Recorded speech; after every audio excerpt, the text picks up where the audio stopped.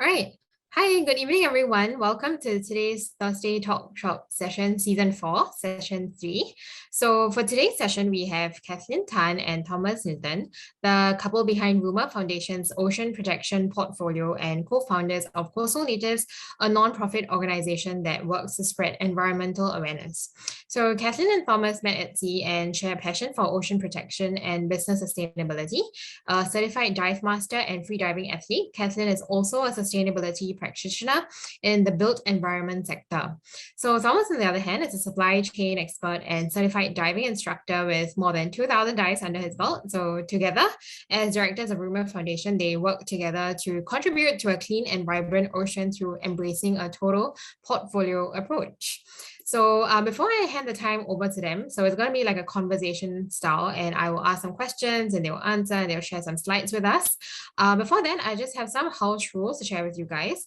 If you have questions for them, feel free to write them in the chat box anytime during the session, but we'll open the floor for questions and answers at the end of the session. Okay, so keep your questions coming in. All right, so maybe we can stop sharing, and I'll just start off by asking Thomas and Kathlyn to introduce themselves. Okay, well, I'll start then. Sure. So my name is Thomas Knudsen. I was born in Denmark, but I'm a Singaporean. I got my Singaporean citizenship. So my ocean journey started from when I was a small child. I was born a kilometer away from the ocean. I've spent my entire life close to the ocean as I've moved around the world. But like in earnest, it was probably about almost 30 years ago when I got my diving license, and then I just started building on that, and then I became an instructor in 2000 here in Singapore, and I've dived around the world and really passionate around the ocean environment from a diving perspective, and that's kind of how my journey started, but we'll talk a lot more about that later. Okay. So you mentioned earlier that Thomas and I met at sea. We met scuba diving just outside of Singapore waters, but I've been scuba diving for a couple of years before that. I did my, my open water and my advanced open water when I was just leaving Australia. I'd been living there for about 8 or 9 years, and I was coming back to Singapore, and that was my final stop. So I got to explore the Great Barrier Reef, and that's where I really fell in love with, everything that was below the waters, and I had no idea how vibrant everything was. So that kicked off the whole journey for me, and I'm grateful to have met someone who dived as well, because then now we get to dive all the time together. Yeah, that's fantastic. Okay, so I'll just start off with one of my first question. So for our participants today who have yet to hear of Coastal Natives, could both of you tell us why and how Coastal Natives was founded, and how did the name come about? Absolutely. So I prepared some pictures, which I shall now attempt to share.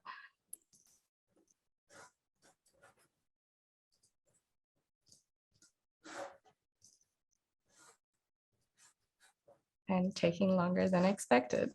There we go. Yeah, we can see your slides. Perfect. So this slide, obviously our Coastal Natives logo, and what you see behind it is a manta ray. So the whole idea with Coastal Natives was really born from our passion for the ocean.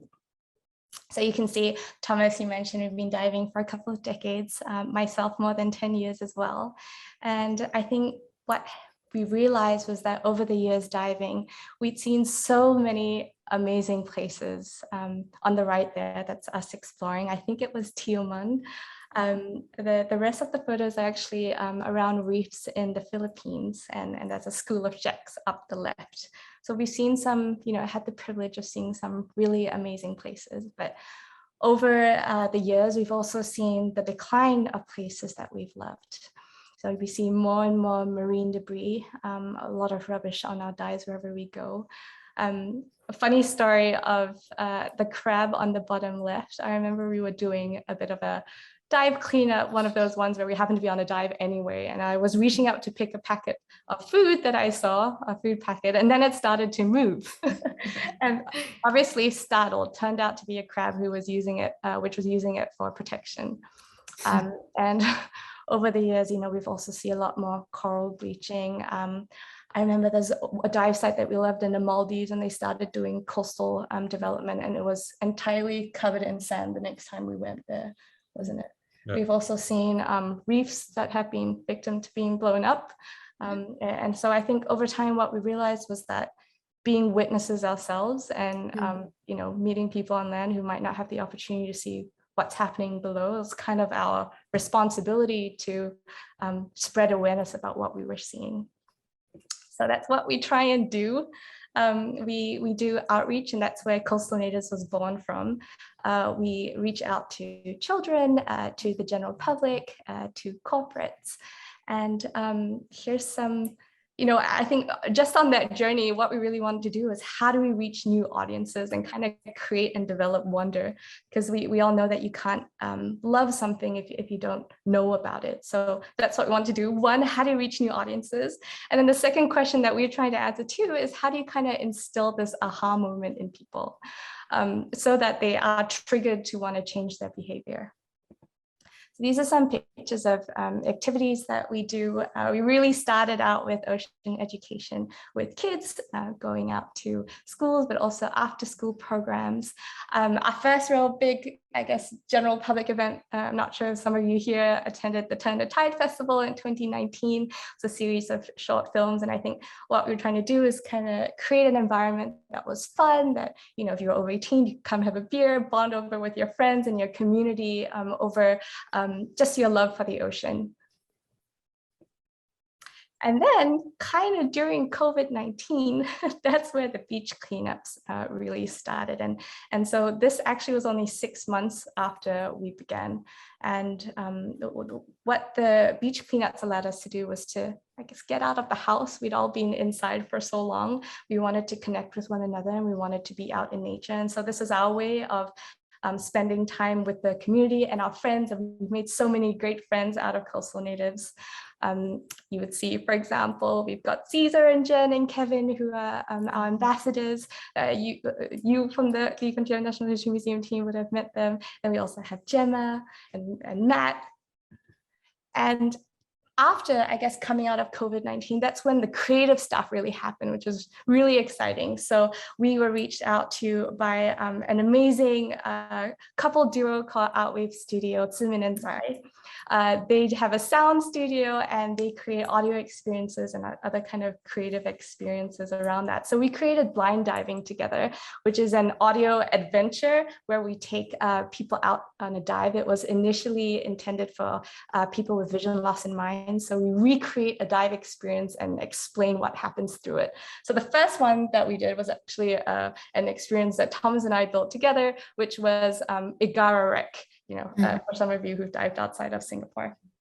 And then we started working with other collaborators, for example, Mesh Minds, who have been amazing. They're a creative technology company. So on the top right, we collaborated on a face filter for Instagram. And on the bottom left, we collaborated on an art showcase, which took place at Art Science Museum at the Waves of Change Festival 2021, which we organized, where people could come up, use an app, and they would then see another layer that comes to life when they point their device on the artwork. And so each of these artworks were then focused on a different ocean theme. And then last but not least, on the bottom right, there is Ja. Well, this is episode 1 of Seize Today, our podcast, where we kind of highlight and speak to different people around both Singapore and hopefully around the region as well about ocean ecosystems and other cool fun facts. So that first episode was about Jubilee, the beloved sperm whale exhibit at the museum. Yeah, so that's it about Coastal Natives. Nice. That is super cool. Yeah. So I think my next question, right, it's kind of, I think you answered it a little with whatever you've just introduced about Coastal Natives, but do you have anything like a sobering experience in particular, maybe while diving or maybe in your daily work that stuck with you and made you realize that you need to do more for the ocean and the planet? Like anything in particular that struck you?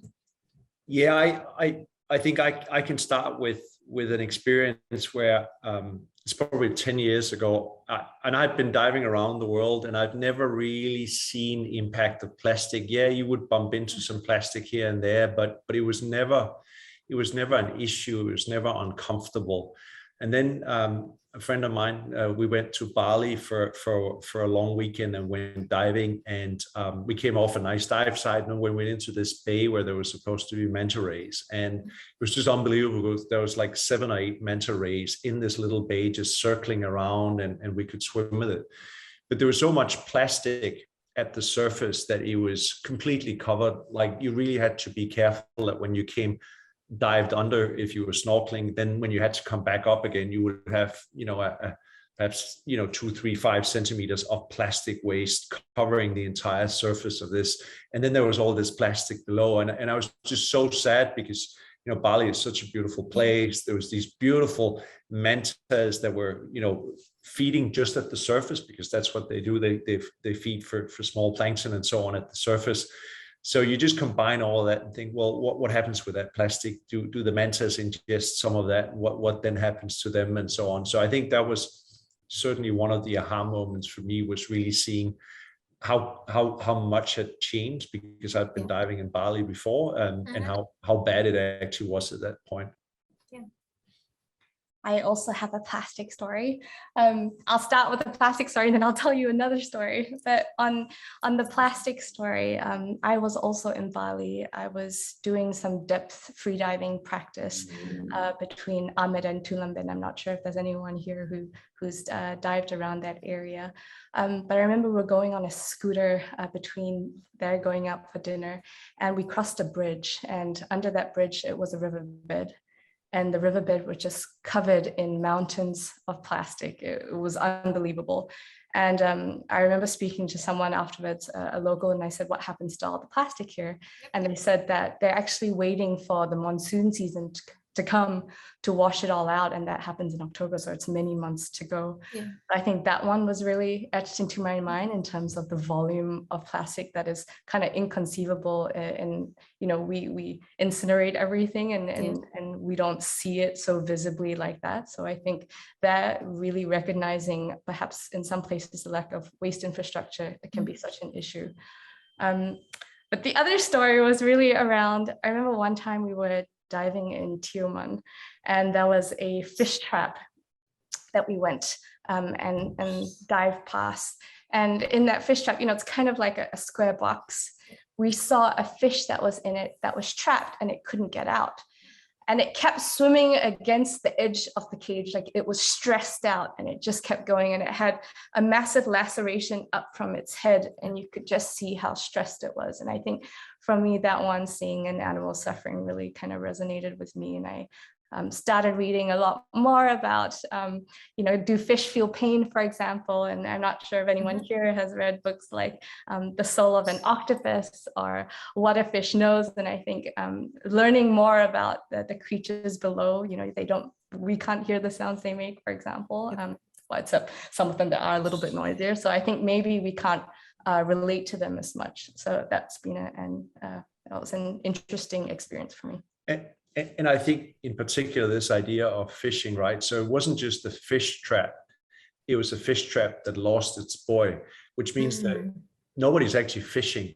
It's just this death machine where fish go in there and then they can't get out. And then they get stressed out and then they die or get eaten by other fish who go in there, right? So you can have these fish traps on the bottom for years and years and years, and just killing fish. And I think the same thing happened with ghost nets. So nets that are lost, right? They just hang, they catch sharks, they catch turtles and so on, and they just drown. So one thing is what is caught in the fishing industry, but the other one is this massive problem with lost nets and fish traps and so on that just keeps on killing with not even delivering food to anyone. It's just an equal circle. We should probably tell everyone that story ended well because we managed to cut it open. Nice. So the fish did go on to live. That's nice. So that's a happy ending for that. Yeah, the amount of bycatch, it's crazy. And you don't, at least, I guess it's for fishing, it's for one thing, you're providing food, but for bycatch, it's like there's no purpose, you don't even get food from it. Yeah. So I think so you guys have mentioned about plastic and or bycatch. So what exactly do you think is a conservation or sustainability issue that you think deserves a stronger spotlight? Yes. So we were kind of talking about today, kind of getting on this call, and what is it that we are passionate about, and I think for me, I think the world has to change, and we all look at media, whether it's TV or social media or printed media or whatever, and everybody's talking about governments should do more, big business should do more, everybody should do more. But my view is actually it starts with us, because if you're talking about, for instance, transition to different energy sources, such as electric vehicles, or if you're talking about hydrogen or whatever it might be, these are things that will take 5, 10, 15 years. So it's not something that can happen today or tomorrow.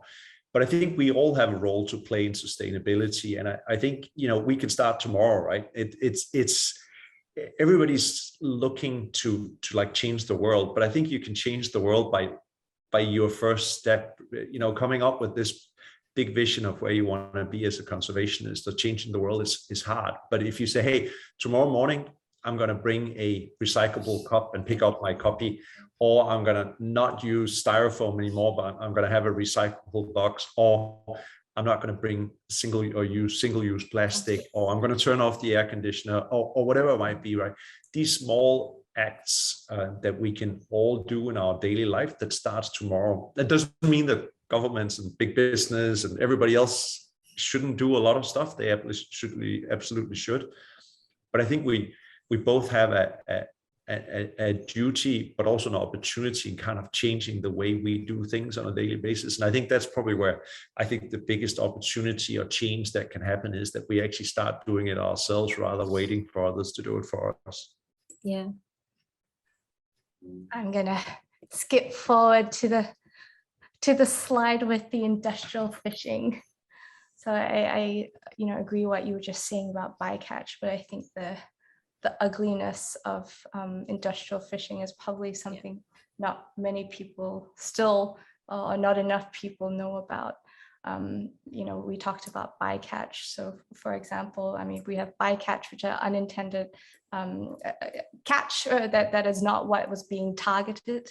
If you look at wild shrimp, for example, for every kilogram of wild shrimp that is caught, 5 to 20 kilograms of other species are caught. They're either, let go, dying, or they die on board and not eaten. So I think, we also don't realize how many sharks. Sharks are a big issue that are captured in bycatch as well, and that's a really sad fact. And so I think, we know that industrial fishing is extremely harmful to the ocean, and also certain fishing practices. So for example, bottom trawling releases a whole lot of carbon emissions.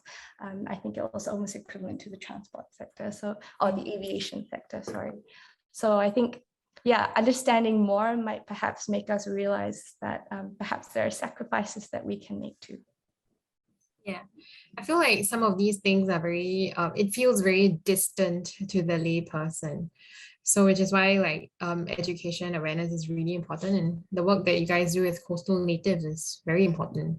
Yeah, sometimes you just start small, like just bring someone on an intertidal walk, or just telling them what's out there for them to take notice about it, because these things are so far away, right? So sometimes you don't feel a connection, especially if, let's say, you're not a diver, or you're not really a marine biodiversity person who appreciates marine biodiversity. And data is very scary too, right? Yeah. And data works for some people and it doesn't for others. Like the idea that 90% of fish stocks are overfished, or fished beyond sustainable limits, or you also think about there are numbers that have been shared about the growth of meat and seafood consumption. That's expected to go up by 78% between now and 2050. And when we think about all that, it's so overwhelming that I think people get detached from all of it. Yeah. So really kind of recognizing, what Thomas was saying about daily actions and what you can do. I think that's really important to make it easy to digest for people. No pun intended. Yeah, exactly. Okay, let's move into something a bit more positive. So could you both share a positive or magical experience that you've had with the ocean? Because you guys have been diving so much. So anything magical in particular? Absolutely. Thomas is going to tell. Oh, nice. Yeah, So I think it's a magical story for both Kath and I, because we were diving on a boat up in the Anambas Islands, which is kind of 150 kilometers north of Singapore on the Indonesian side. So if you expect like go from Malaysia to Tioman, then continue further out, and then you get to the Anambas Islands, which are like, these very remote islands in the South China Sea. And we were out diving on a long weekend, and I was out. So I was an instructor, and I was taking a group of students out for a dusk dive. I'm not generally a big fan of night diving, because at that point I just want to go back to the boat and sit and relax and have a cold beer. So I was like, hey, why don't we go on a dusk dive as the sun goes down? It's very beautiful. So I managed to sell that to some of my students. So we went on a dive, and really 5 minutes into the dive, we're diving. Somebody points at something, and we all look at it, and it looks like a school of fish because the light's not clear. And then suddenly we realize it's a whale shark. It's like 2-3 meters from the surface, and it's just gliding very, very slowly along. So we pop up and kind of just fin quietly, probably 5-10 meters away from the whale shark for about 5-10 minutes. And we realize it's not going anywhere. But everybody else on the dive boat were still in the boat. They were going on a night dive. So I popped up to the surface. There was only like 3 or 4 meters, and I yelled, whale shark, whale shark, whale shark. And of course, everybody got super excited, got into the boats and came out with their snorkeling equipment. And then we spent another 20-30 minutes with this whale shark before it kind of disappeared into the deep. So it was such a beautiful experience. The sun was going down, the light was beautiful, and so on. But the most beautiful thing was that I had actually not met Kath on the boat, so we kind of bumped into each other. I helped her with the tank or whatever, but we hadn't talked. No, you didn't. I did the tank myself. But then we got back up to the boat, and when when anyone sees something spectacular, it just changes the mood on a boat. People get excited and happy. Everybody wants to talk about it and so on. So everybody got talking and sharing stories and so on. And that's kind of how Kath and I met. So it's a whale shark that is to blame for us sitting here today. Yeah, you've got to thank the whale shark. Absolutely. I also have to thank the whale shark for beginning my freediving journey. So it was kind of snorkeling with that whale shark and swimming down and realizing that I couldn't stay down long enough with it. That made me, come back to Singapore and learn to free dive. But I remember, Thomas said that he was doing a dusk dive because he didn't like night dives. But after that snorkel, I did a night dive afterwards. And it was one of those, amazing experiences where you're kind of high on seeing all these amazing things. And at the end of the dive, it was completely quiet. You're far away from, any light pollution, and you look up in the sky and it was completely covered in stars. And I just remember feeling that was such a cathartic experience, and one of the best dives I've ever had. And so moving on to another one, which was a very cool experience with a school of hammerheads. This one was amazing because we were out in the I'm not sure if we were supposed to say, we're supposed to be a bit quiet about the location. Okay, the Banda Sea is very big. We were in the Banda Sea and we were coming up shallow. It was towards the end of the dive, and it was about 12 meters with a wall on the left side and the sun coming through. It was amazing conditions. And we hadn't actually seen that much during that dive. But when we came towards the end, all of a sudden, we started seeing a couple of sharks coming out from the blue. And then more of them came, and there were about 8 of them in the end. And they just started circling us slowly. And Thomas and I were being bad buddies because we were quite far away from each other. But Thomas was, I don't know, quite a few meters away from me. And then I started seeing one hammerhead going closer and closer to Thomas. And you could just see it was maybe 1 meter apart, and you're going, this is cool, this is cool. Is this cool? I don't know, is it? It was cool later when we thought back, dorsal fins, it looked completely just curious. And you could just see the sentience behind its eyes. And I think Thomas could probably see its sentience or experience its sentience a bit more. But I remember just seeing Thomas's hand flick, I think out of maybe surprise. And then you could just hear the shark go off. And it was just such a cool experience to be able to be so close to them and recognize just how curious they are. And then a last one we wanted to share with you was diving with dolphins. Do you want to tell this one, or shall I tell this one? Yeah, well, so we were diving in the Maldives. We were on a trip to the Maldives, the one we were referring to before, and we were at the end of a dive, and we were just we had a long dive, and it was a really nice dive. It was at the point where the place we were talking about before was not destroyed by coral bleaching and so on. It's just a beautiful dive. So we came around a corner, and we were just hanging out on our safety stop at 5 meters and kind of waiting to go up. And suddenly we could just hear the sounds of dolphins, and you quite often hear that when you dive in the Maldives and other places, but you rarely see them, even though people think you do, but you don't. But then suddenly we saw like the first group of 5, and then we saw 5 more and 10, and for the next probably 10-15 minutes we were just lying there in this massive school of, I don't know, 100 or 1,000 of dolphins just kept on passing by us, and you could just see big ones and small ones, and they were all like chatting away and just taking it chill and didn't care about us. And we were just hanging there watching them for 10-15 minutes. It was just a beautiful thing, and again, kind of late afternoon, nice day out, very relaxing diving. So yeah, it was super cool. Yeah, it must have been more than 400 of them, and you could just hear them whistling and talking to each other, and you couldn't help but wonder, what are they saying to each other? Are they talking about what for their next meal or how they're feeling that day? But it was a pretty funny just to see how social they were with each other. Wow, that's so cool. It's like 400 dolphins. Wow, I can only imagine. And completely unexpected. Wow. Yeah. I guess the most magical experiences come like unexpected. Absolutely. Yeah. Okay, so this one's a bit of like a personal question that I have. What did you guys study? Like, was it related to environment? So I studied supply chain. Yes.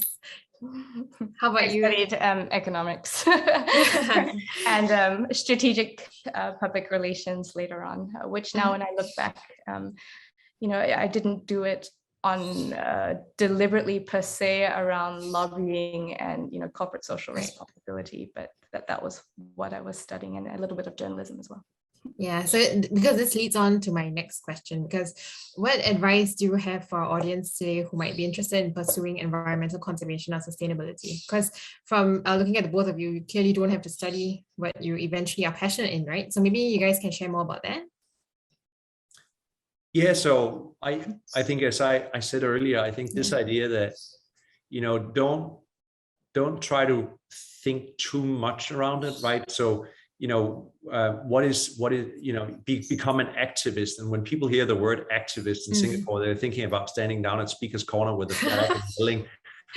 And I absolutely encourage you to do that if there's something you're passionate about. But for me, an activist is a person who does something about what they're passionate about. And therefore finding what your passion is, and it might be the ocean or state conservation or whatever it might be that you personally feel strongly about to do, and then just get started, right? Don't overthink it. As I said, with sustainability, tomorrow, bring your own cup.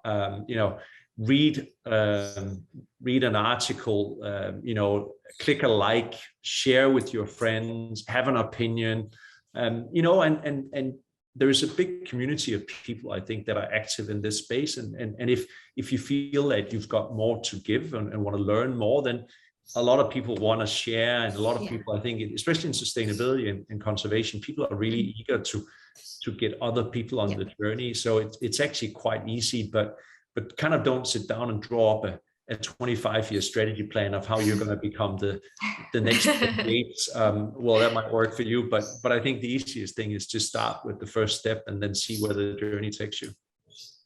I think finding something you're passionate about can really take you far. I remember one thing Thomas was quoting someone, I can't remember who said it, but he said that, work on something that you're either really passionate about or that makes you mad.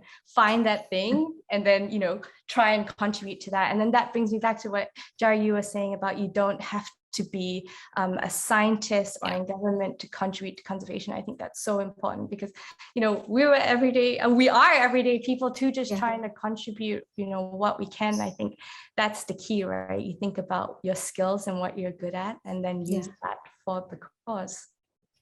That would probably be and maybe also the idea of collaboration and community, how being in this space or being passionate about something and putting your everything into it can be a bit lonely sometimes. And having a community around you who, lifts you up, but who you can also lift up, I think is helps to keep it alive. But I also think that whatever you do, whether it's women's rights, whether sustainability, whatever it might be, I think it's also important, even if it's a serious subject, even if it's something that bothers you, to have fun with it, right? I think I've seen people feel guilty about enjoying themselves doing whatever it is. And I can tell you, we've had some great evenings out after a beach cleanup where we've really had fun and gone out for pizza and a couple of beers and so on. And I think there's a sense of community and having fun at the same time as doing this. So I think if you can find that combination of doing something good, and sometimes that's tough, but then also just saying, you know what, we've got to have some fun with it. Yeah. I think just as simple as joining a society that you're interested in, you just start making friends and then you do something that you're passionate about. Sometimes it's just the first step that you're hesitant about, is the inertia, but once you're in it, I think that's great. Absolutely.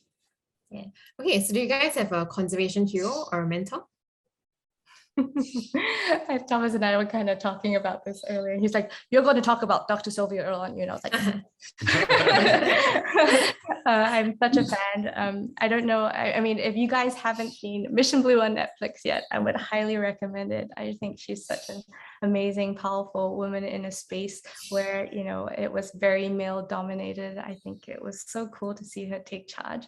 But even today, I mean, not only is she over 90 and still diving and exploring the ocean, but she's engaging and spreading the message, but also being very progressive. So this whole idea, for example, of alternative proteins, which is alternatives to your traditional animal meats, seeing that whether it's cell-based seafood or whether it's plant-based seafood, her advocating for that also being, to relieve stress and pressure on the environment. I think that's very cool to see because you don't see many organizations talking about that. And I probably have two heroes, although I don't think any of them are per se conservationists. So one is David Attenborough, and the other one is Jacques Cousteau, because I remember as a child growing up, and I'm not sure how many on this podcast or whatever knows who Jacques Cousteau is, but he was like, when I was growing up, I remember watching these movies of him diving, and it was made very dramatic around sharks and shipwrecks, and but I remember getting this wonder and interest in thinking, I've got to go there. And I think then with David Attenborough, I think has, without being a conservationist per se, although I think he is, but I think his message is this idea of what a wonderful world that we have to explore, right? And as Kat said earlier, if you love something, you also care for it. And I think what David Attenborough has done, not just for the oceans, but like nature in general, has made a lot of people go, oh my God, this is so beautiful, I got to do something. So without necessarily pushing we've got to save the planet, although I think he started doing that the last 10, 15 years, it's been more about installing the love for the world and planet we live in, and the ocean as part of that. Yeah, I love him. I love David Attenborough. It's like you just need to hear his voice and you're just flat out. 100%. Okay, thanks. So do you guys have a dream project or something that you would love to see happen in Singapore's environmental scene? So let's go local a little, and do you guys have anything? I wondered whether this might be a little controversial, but I was just kind of thinking about aquariums and whether or not, there would be, I would love to see an aquarium of the future, per se, perhaps digital experiences that allow people to immerse themselves in the ocean and be able to experience all that it has to offer without animal captivity. I think that would be really amazing and really taking it into the future of where we're in now. And for me, it's probably about plastic and single-use plastic. I think Singapore per capita is one of the worst offenders when it comes to single-use plastic. And you can just go to a food court for lunch and you'll see it right there, right? Is I think, you know, like Kath was saying, Indonesia, 5,000 islands and infrastructure, which is very difficult. Plastic and removal of plastic can be very hard. Like the little red dot, you know, we're 800 square kilometers, right? We're no more than 10 kilometers away from a recycling plant, or shouldn't be, or 5 kilometers, right? So finding a way to address, I think, both reduction in usage of plastic and single use in particular, but then second of all, a lot more recycling than we do today, where we kind of just incinerate all of it. So I think for me, that's both ambitious, but I think it's also doable if we all kind of do our part. Yeah. I think we can all admit as Singaporeans that the plastic issue is still quite backwards in that sense. Even the movement to like removing plastic straws or paper straws, it's kind of a bit late as compared to a lot of other countries. And yeah, we can do a lot more on that. Yeah. Okay, so this is our second last question already. So what's next for the both of you? Do you guys have anything personally or any events organized by coastal natives that our audience can look forward to? Yes. So I'm not sure whether Addie is still on the line, but I saw that she was earlier, and I really wanted to give her a shout out. So Addie is our amazing program manager. So if you look if you look at earlier, we had pictures of the face filter that we had. That was Addie's face over there. Some of you have probably met her, and she hosts the Seas Today podcast. So not sure if she's still here, but this is the upcoming event that we're having at the moment. Not so much upcoming because it started a weekend ago on the 25th at our Tampines hub, but it's called Waves of Change on Wheels, or really Walk on Wheels. So it's a traveling edition of our annual ocean festival called Waves of Change Festival. And in this one, we're bringing marine conservation to the heartlands. So we're spending a couple of weekends out in different neighborhoods, sharing different films and talks about marine conservation, about the ocean in general. And we have some amazing partners that we're collaborating with. We've got Artwave Studio, Conservation International, Mesh Minds that you'll get to see, the art showcase again if you didn't get a chance to see it last year at the Art Science Museum. And then we're also working with Stridey and Terra, covering different topics like plastics and sustainable seafood, as well as the ocean in general. So if you guys are around in the neighborhood, please check it out. You have our URL over there, www.wavesofchangefestival.com. Oh, Actually, I was just thinking of another one. Oh, yes. So for those who are shark lovers out there, I think it's on the 26th of July, just in time for Shark Week. We're having episode 5 of the Seas Today podcast, and that will be on sharks. So if that's an area of interest, we hope to see you there. And if not, that later becomes a podcast on Spotify, so you can check it out after. Oh, Eddie says, hi, yes, I'm still here. Come join us this July. Hey. Yeah. Actually, I'm curious, do you guys have a favorite group of animals? Like marine animal? What's your favorite group of animals? Well, for me, it's sharks. There's absolutely no, I love sharks, all kinds, sizes, and so on. So absolutely sharks. Sharks too, but cephalopods. I love. Oh, I think they're amazing. I remember there was this one dive which always made Thomas chuckle, because we were out diving and there was do you remember there was this Russian cardiologist who we had seen many times before and was obviously a veteran. His fins looked like they were from World War II. And it was interesting because we were diving where there were lots of mantas going around. But on this dive, I saw him go up down onto a rock where no one else was. And he started kind of interacting with an octopus. And they were kind of petting each other, and I just thought that was so intriguing. And Thomas kept going like, why aren't you watching the mantas? And I'm just like, look at this. So interesting. But yeah, I love octopus. I think they're Like the octopus was interacting with the guy. yes. That That is so was quite a cute. big one too. Nice. Okay, so I think I've exhausted the questions that I've wanted to ask the both of you. So let's open the floor to questions. So to the audience, if you guys have any questions for Kathlyn or Thomas, I will actually highly encourage you to unmute yourselves and switch on your videos to ask them directly, so that we have some faces to see and to talk to, because everyone's got their videos switched off, right? So anyone has any questions? Let's just wait for a couple of questions. It's always this awkward moment. Yeah, I know, right? Yeah. Okay, anyone has any questions? If you're really shy, you can write it in the chat box and I'll read it out. But also, there are no questions. Ooh. There is. Okay, so Senuk asks, what are some of the diving opportunities available in Singapore? You better ask Kath, because I'm not a big fan of Singapore diving. So I'll let Kath comment on it. But I'm a big fan of Tioman diving, and Tioman is coming up now. And Tioman, is my view, is almost world class. So when we can go back to Malaysia, it's going to be great. But yeah, you're the big Singapore diver, Kath. I wouldn't say I'm the big Singapore diver, but perhaps here I've dived more.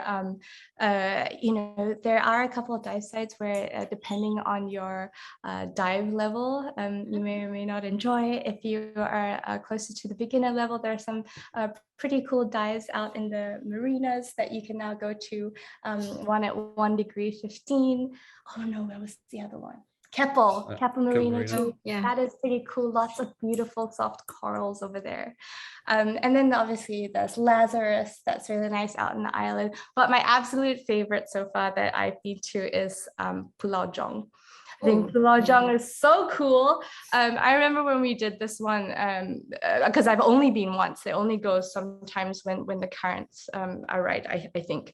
And I just remember that it was like doing a channel dive, except that there were no sharks available. It's just like, and it was powering through. But the amazing thing about it was that was an amazing like field of anemone and clownfish, and I just never seen that in Singapore before, and there were so many of them. It was so beautiful, but again, very strong currents. Yeah. What about you, Ja? Have you dived much in local waters? I actually don't dive, but I do a lot of intertidal walks. So I'm not much of a diver, but yeah, I think that's the thing with like appreciating marine biodiversity. A lot of people think that you have to go dive deep in to appreciate it, but we have a lot of amazing intertidal biodiversity if you just want to get like up to your calves wet. Yeah, so it's perfectly fine, because I mean there are people who don't want to dive or they're scared of diving, but yeah, you can still see a lot of things intertidal areas. And yeah, I love seeing things on the television. Yes. I think there's so many great programs you can see today that take you so much closer to wildlife than you can by yourself as well. I mean, we talked about David Attenborough's films, right? They're just so many great ones. And I think just the quality today, and then the time lapses that you see, you just get to see their whole lives. And it's like the lives of the fish. And I just think it's so great what they're able to produce today. Yeah, and like because these islands are relatively unvisited, right? So the amount of diversity they have there is really amazing. Actually, you don't even have to go offshore. So you can just go to Changi Beach. Changi Beach has like so much of good stuff. When the tides are low, it's great. Yeah, we just did a beach cleanup last weekend, and that was an amazing intertidal zone. You could see so much. Yeah, I think, okay, maybe I just wanted to share this experience of mine. So we've been doing a lot of like these offshore intertidal walks, right? So we've been to Pulau Hantu, and it's kind of odd that about 2 years ago, the intertidal diversity there was really good. But the past 3 times that I've been there, it's kind of, it's been a bit like, not that great. So Pulau Hantu used to be as good as Pulau Semakau, and we all know how amazing the diversity at Pulau Semakau is there. So it's kind of like interesting. I think someone should do a study over there, like see what's happened, or maybe too many people's been visiting Pulau Hantu or something. Yeah, I mean, it's interesting how many more people are diving Yeah. over here locally, right? Yeah, sometimes there's that thin line, right? It's like you raise awareness, there's so many people out there, but then you stress the environment. So I guess it's a little bit of a thin line in terms of getting people out there as well. Yeah, I guess people visiting the islands, right? I mean, I made it sound like it was divers, but I just mean there are lots of people visiting the islands, right? Traveling to these areas now, and yeah, it's interesting what you were saying about stressing the environment. That's something that we were talking about with a friend of ours who has a little guest house on a local island at his home in the northernmost tip of the Maldives, and we were just kind of saying how amazing it is, but also the more you talk about it, the more people go, and the more people go, the traffic you're going to get, the more traffic you're going to get, the more stressed the wildlife is going to be. So just kind of these questions, unintended consequences we don't always think about. Yeah, I guess there aren't answers to everything, so tough. Okay, we have a question from Anika. She asks, do you have any advice for a student who's interested in the marine science or conservation field? Advice.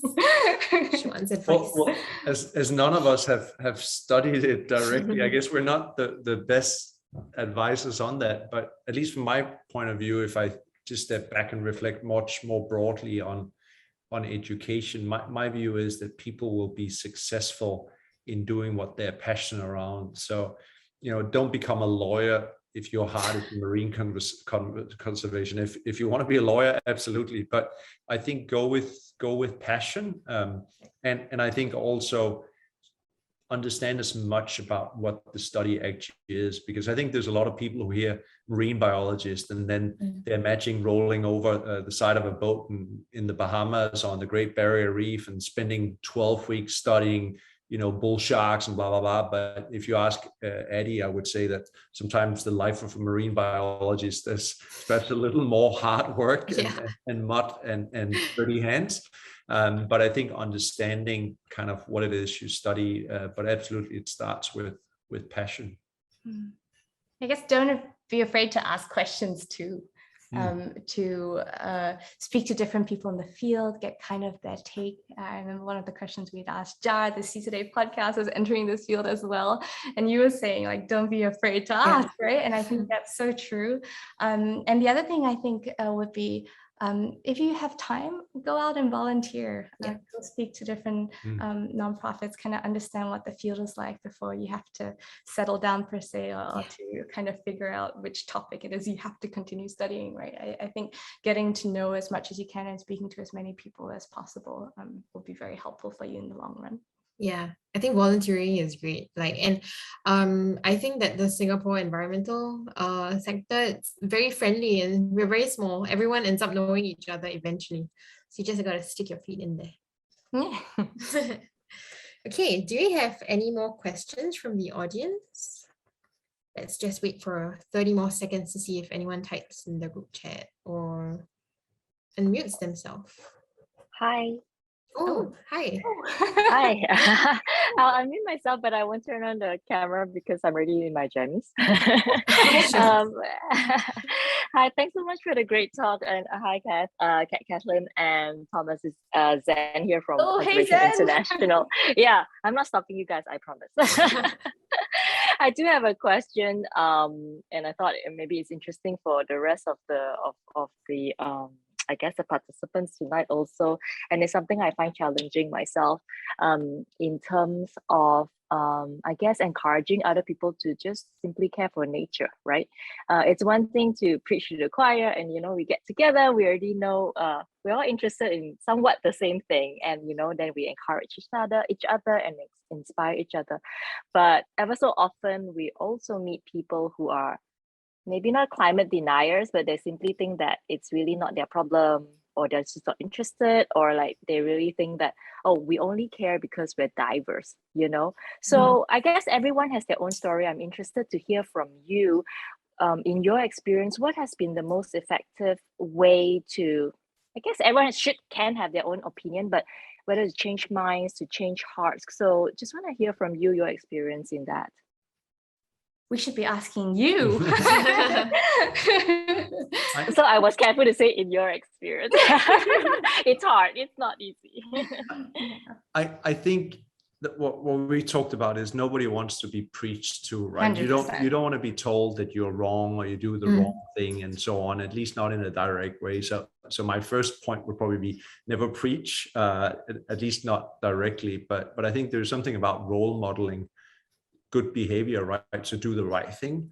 And then Kath and I have this dark plan that we're going to go for the kids, because we think that if we can get kids on board with this, they will change their parents, because there's nothing worse than kids that get annoying with their parents around, why are you doing this? Why don't we do this? Why are you bringing a plastic bag? So what we're trying to do is this idea of inspiring the love for the ocean and for the animals. And if we can do that, we think that the kids will change the world before we do it.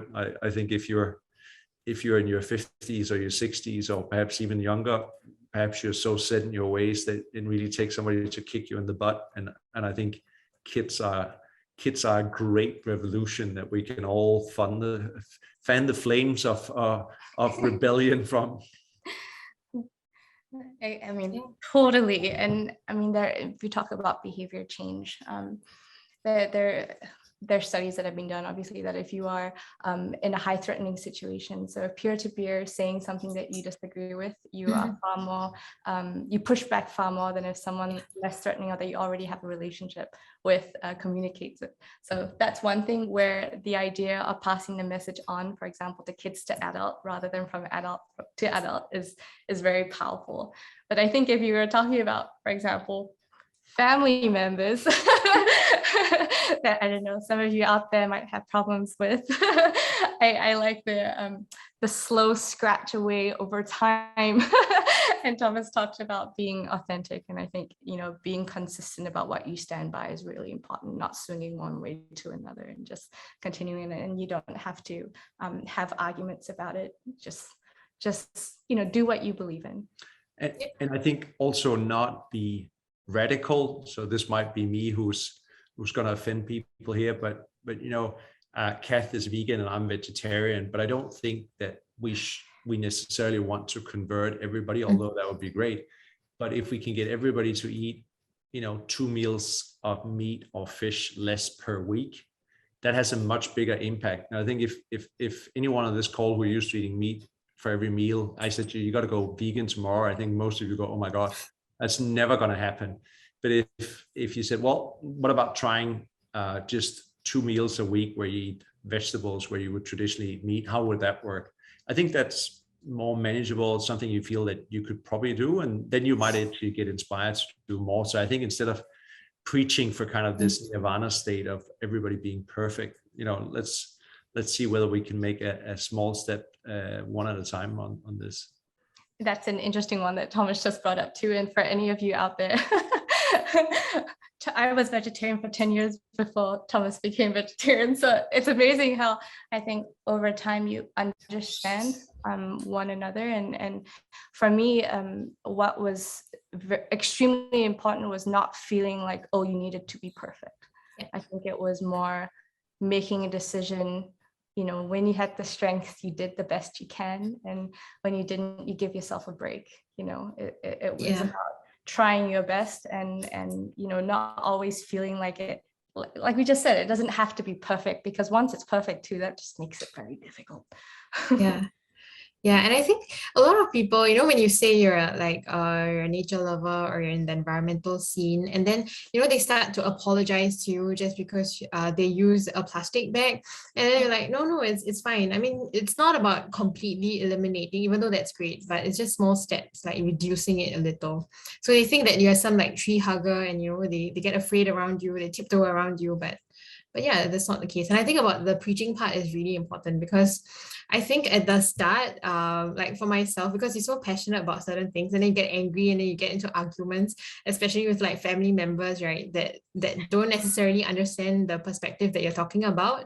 So yeah, I think talking calmly and positive, non-preachy ways are the best.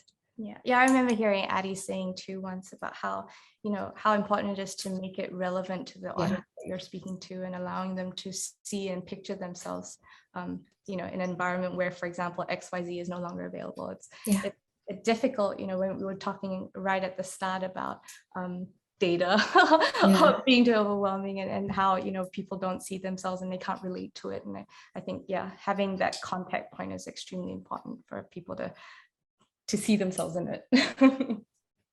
Yeah, exactly. Thanks, Thanks, Zen. Zen. Hope we answered your questions. Yeah, absolutely. Thanks. I think it's also good sometimes, like, for us to remember we're not doing this alone. Maybe if it's just one comment and not to be patronizing, in any way. And then there's voices coming from everywhere. And Thomas, I share your dark plans. Right, you need to tackle the kids. Kids on the way to the adults. Totally. Okay. Wow, it's almost 8:57. 3 more minutes to 9. So I assume that there's no more questions left. But if you do have questions, you can email it to us at NH. Let me just write that email address in the chat box, and we will direct it to Kathlyn if we have any questions, or Thomas. Okay, so in the meantime, we would be really appreciative if the audience helps us to fill in this feedback form. Okay, the QR code is just gone, but we will put it inside the chat box. So before you leave, please help us finish up that feedback form so that we will see how we can improve further sessions in the future. Thank you very much, everyone, for spending your Thursday evening. And thank you so much, Thomas and Kathlyn. It was a lovely conversation. Thank you so much for having us, and thank you all for staying on. Yeah. Thanks, Thanks, everyone. Thanks. Bye. Bye. Bye.